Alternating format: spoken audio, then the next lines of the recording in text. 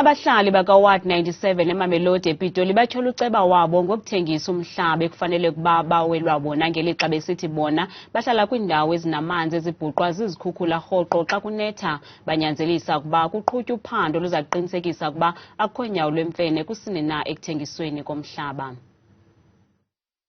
Abahlali baseMamelodi ePitoli batyhola uceba ngobusela.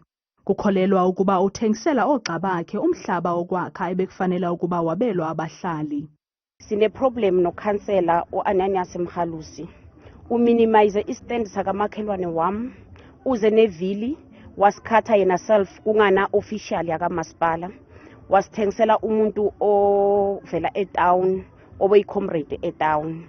Ekuphenduleni kwezi zityholo umnumzana uAnanias Mkhalusi onguceba uthi ukwahlulwa komhlaba inxalenye yomgaqo-nkqubo owapasiswa ngumasipala phantsi kwenkqubo iri-Arhathwane ngo-2012. Ngokwalo mgaqo uthi akukho mntu onokwabela indawo engaphezu kwe-300 square meters kwaye balumkiswa abahlali ngolutshintsho. Arhathwane is the one that is a policy now of municipality, and it started in 2012. So no one who can get more than 300 square meters stand now.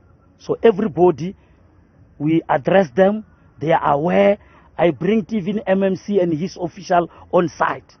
Umnumzana Mkhalusi uzikhabile izityholo zokuba uthengisela abantu umhlaba esithi abanobungqina obuphathekayo mabaye enkundleni. Kwiindaba zethu kuChannel 163 oziphathelwa iNewsroom Africa, ndinguZola Sholwana eMamelodi. Kanti abantu baphefumle ngeli nqaku.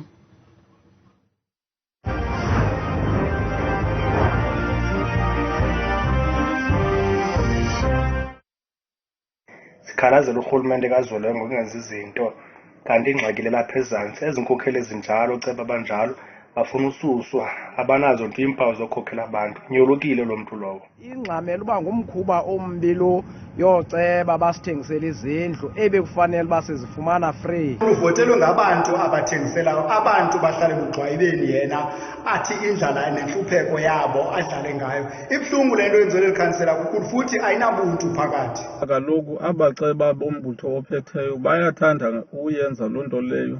Umuntu athengisele abantu basondeleyo kuye futhi kungenziwa nto ngaloo nto leyo. Akho nothusa kwelinqaku eli.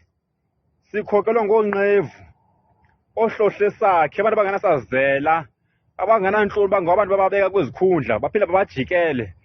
Ngabahlali abavotayo bakwazi ubeka umuntu esihlalweni uba makenze izidingo zabo. Ke ngoku uceba nxa engakwazi uzenza izidingo zabo makasuke esihlalweni woyisakele.